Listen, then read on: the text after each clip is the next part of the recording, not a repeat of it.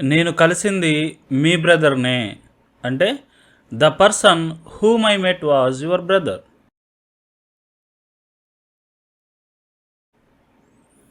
నేను 2 సంవత్సరాల క్రితం ఆమెను కలిసింది ఇక్కడే.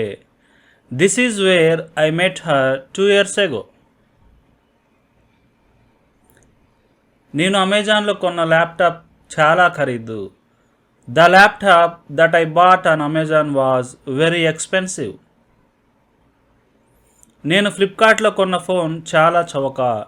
The mobile that I bought on Flipkart was very cheap.